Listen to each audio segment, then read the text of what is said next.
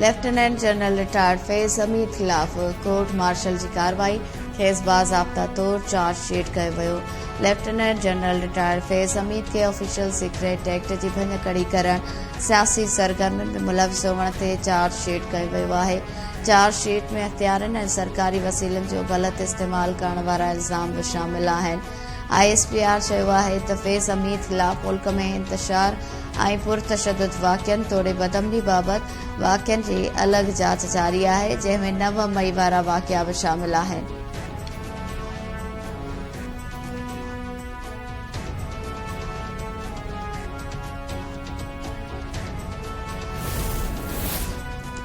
PTI chairman barrister Gohar चयो आहे त फैज़ हमीद खिलाफ़ चार्जशीट फौज जो अंदरूनी मामलो आहे।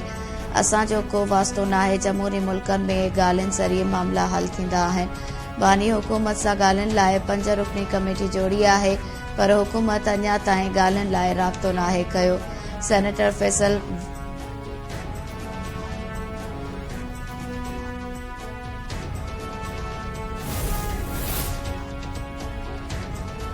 फैसल वाबडा चयो आहे त फैज़ हमीद खिलाफ़ कार्रवाई उते महदूद न रहंदी। हुन शाहिदी ॾिनी आहे बानी सां गॾु संदसि छाड़ता पकड़ में ईंदा। 75 सालनि खां पोइ मुल्क में ताक़तवर शख़्स जो एहतिसाब ईअं थी रहियो आहे जीअं आम माण्हूअ जो हूंदो आहे।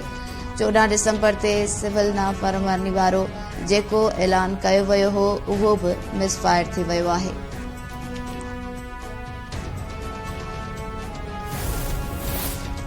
मुल्क जी मुआशी इस्तेहकाम लाइ सियासी इस्तेहकाम ज़रूरी आहे।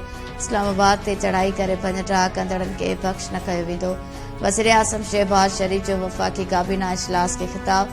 शहबाज शरीफ़ चयो त सभिनी जी महिनत सां मुल्क में परॾेही सीड़पकारी ऐं तरक़ी थी रही आहे। शाम बाबति पाकिस्तान जो किरदार गैर जानिबदार आहे। शाम में फाथल पाकिस्तानियुनि जी वापसीअ लाइ लबनानी वज़ीर आज़म सां ॻाल्हायो आहे। 250 ज़ाइरीन जी वापसीअ लाइ परॾेही खातो बि कमु करे रहियो आहे।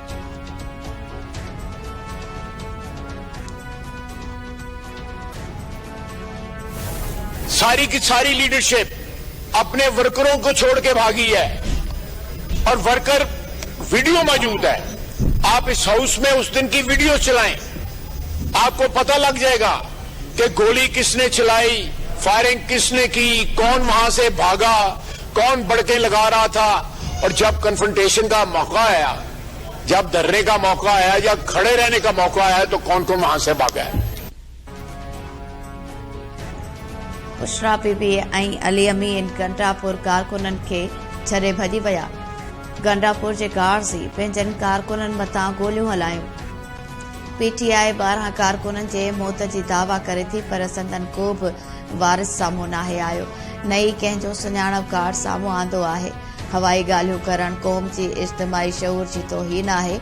बचाव वारे वफ़ाक़ी वज़ीर जो क़ौमी असेंबली में ख़िताब। ख्वाजा आसिफ चयो त PTI हिन वक़्तु सख़्त इख़्तिलाफ़नि जो शिकार आहे। पार्टी क़यादत संजाणी वटि धरणे ते इत्तेफ़ाक़ कयो बि, पर बेगम साहिबा मञण खां इनकार कयो। PTI हाणे सूबाइत जो कार्ड खेॾणु शुरू कयो आहे। ही सिविल नाफरमानीअ जी तहरीक हलाए ॾिसनि, हमेशह जीअं हिन भेरे बि नाकाम थींदा। PTI अॻवान ऐं क़ौमी असेंबली में अपोज़िशन लीडर उमर अयूब चयो आहे त हथे ख़ाली कारकुननि मथां गोलियूं हलाइण जो हुकुम वज़ीर आज़म ॾिनो। मॉडल टाउन ऐं 26 नवंबर ते वहायल रत शहबाज शरीफ़ जे हथनि ते लॻल आहे। क़ौमी असेंबली में ॻाल्हाईंदे उमर अयूब चयो त इस्लामाबाद में पुरअमन एहतजाज दौरान गोलियूं हलाए 12 कारकुननि खे शहीद ऐं 200 ॼणनि खे ज़ख़्मी कयो वियो। 5000 खां वधीक कारकुननि खे गिरफ़्तार कयो वियो। 26 नवंबर ते थियल खूनरेज़ी जी जांच लाइ जुडिशियल कमीशन चूंडणु घुर्जे।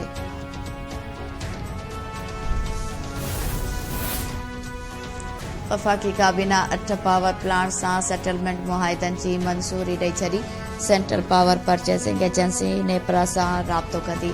सेटलमेंट मुआहिदे सां पावर प्लांट्स मां पैदा थींदड़ बिजली जी क़ीमतुनि में घटिताई थींदी ऐं क़ौमी नाणे खे 238 अरब रुपयनि जो फ़ाइदो थींदो। वज़ीर आज़म शहबाज शरीफ़ जी सदारत हेठि वफ़ाक़ी काबीना जे इजलास में ख़ासि माविन मोहम्मद अली जी सरबराही में क़ाइम टास्क फोर्स जी सिफ़ारिशुनि जी मंज़ूरी ॾिनी वई। शाम में फाथल पाकिस्तानी जी वापसी बाबत वज़ीर आज़म के ब्रीफिंग ॾींदे ॿुधायो वियो त शाम में 250 पाकिस्तानियुनि मां 79 ॼणा बैरूत पहुची विया आहिनि, जिथां खेनि वापसि पाकिस्तान आंदो वेंदो।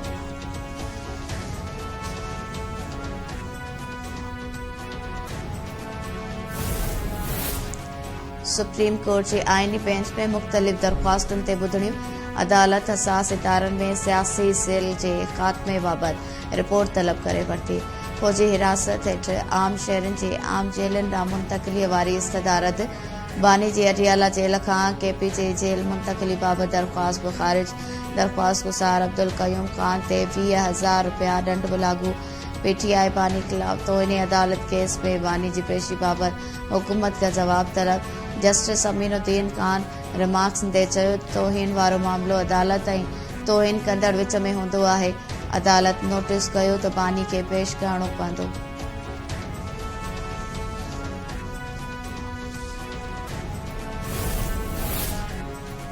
सुप्रीम कोर्ट 9 मई साने जी अदालती जांच लाइ पीटीआई बानी जी दरख़्वास्त ॿुधणीअ लाइ मंज़ूर करे वरिती।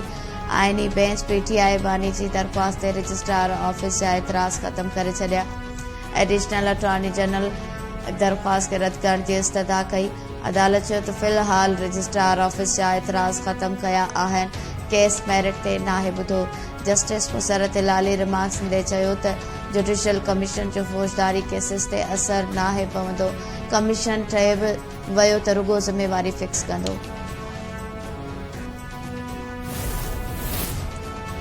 सिंध हुकूमत अवाम जी ख़िदमत ते यकीन रखे थी।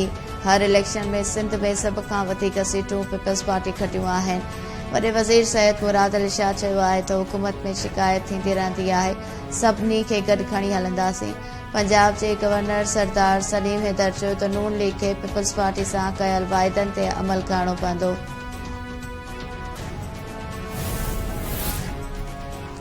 पाकिस्तान पीपल्स पार्टी के चेयरमैन बिलावल भुट्टो ज़रदारी सां सीनियर सूबाई वज़ीर शर्जील इनाम मेमून जी मुलाक़ात।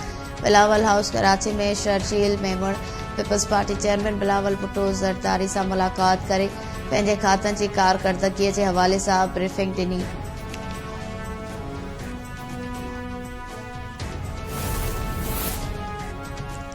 ज़ोब में सिक्योरिटी फोर्सेस जे ऑपरेशन 15 ख़ारजी दहशतगर्द मारिजी विया। ISPR मूजिब सिक्योरिटी फोर्सेस ज़ोब जे इलाइक़े संबाज़ा में इंटेलिजेंस बुनियाद ते ऑपरेशन कयो।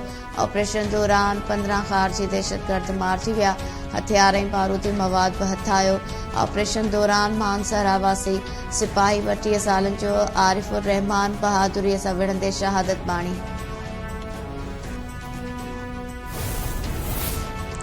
पाक फौज जो दहशतगर्दी ख़त्म करण में अहम किरदार आहे। जंहिं मुल्क जी फौज मज़बूत नाहे, उते जा माण्हू दरबदरीअ वारी ज़िंदगी गुज़ारनि था। हुरनि जे रूहानी पेशवा पीर पगारे जो मरकूट भरिसां जैसलमेर में मुरीदनि खे ख़िताब। पीर पगारे चयो त औलाद खे पाक फौज जी इज़त करणु सेखारियो। फौज असांजी आहे ऐं असां फौज जा आहियूं। न्याणियुनि खे तालीम ॾियारियो, वण पोखियो ऐं वध खां वध चौपायो माल पालियो। ज़राअत जी ॼाण रखो ऐं मौसमियाती तब्दीलियुनि तहत फसल पोखियो। पीर पगारे मुरीदनि खे दीदार बि करायो।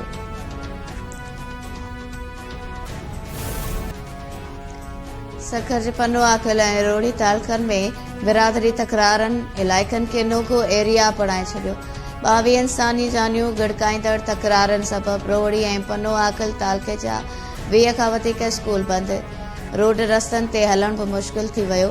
मासूम ॿार बि किताबनि बदिरां हथियारनि जी छांव में वॾा थियण लॻा। महर, जतोई, कल्होड़ा ऐं जागीराणी धुरियुनि में हलंदड़ तकरारनि सबबि इलाइक़े जी मईशियत बि मुकमल तौर तबाह थी वई। धुरियूं ॻोठनि ताईं महदूद बणियल। SSP सखर अमजद शेख चयो आहे त पुलिस अमन लाइ कमु करे रही आहे। कंहिंखे बि इलाइक़े जो अमन तबाह करणु न ॾिनो वेंदो। केसिस में नामज़द समूरनि जवाबदारनि खे गिरफ़्तार कयो वेंदो।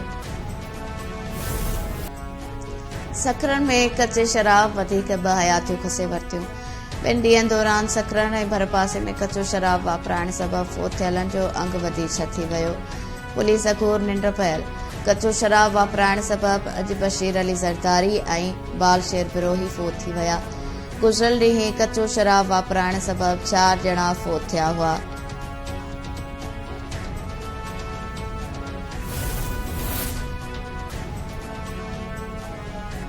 सिंध जे मेडिकल यूनिवर्सिटीज़ ऐं कॉलेजिस में दाख़िला लाइ वरितल MD टेस्ट जा शुरूआती नतीजा 14 डिसंबर जी राति जारी करण जो ऐलान।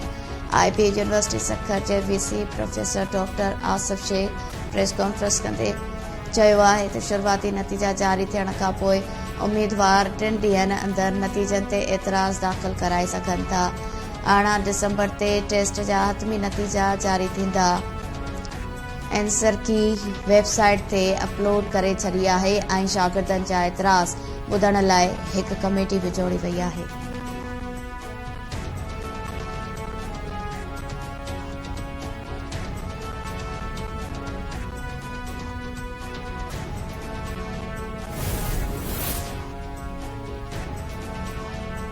लाड़काणे में चाणका मेडिकल कॉलेज जे शागिर्दनि जो हॉस्टल्स में गीज़र ऐं ॿियनि बुनियादी सहूलियतुनि जी खोट ख़िलाफ़ धरणो। शागिर्दनि कॉलेज जे मुख्य गेट खां एहतजाजी मुज़ाहिरो करे चाणका पुल रोड वटि VC सेक्रेटरीट अॻियां धरणो हयो। संदन चवणु हो त गीज़र ऐं ॿियूं सहूलियतूं फ़राहम न कयूं वयूं त एहतजाज जो सिलसिलो जारी रहंदो।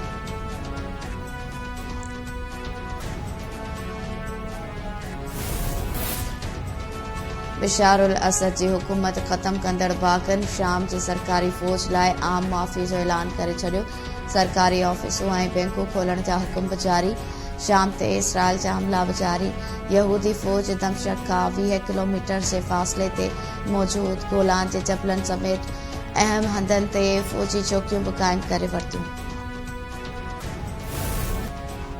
खून बच सां दर्द ते ॾे विच रो रो मर वेसा जहिड़नि सिटनि जे ख़ालिक़ सिंध जे लोक शाइर अनवर कमराणी जे विछोड़े खे 6 साल गुज़री विया।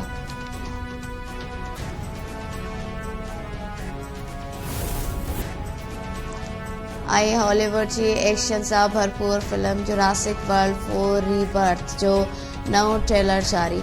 फिल्म ईंदड़ साल 2 जुलाई ते सिनेमा घरनि जी ज़ीनत बणजंदी।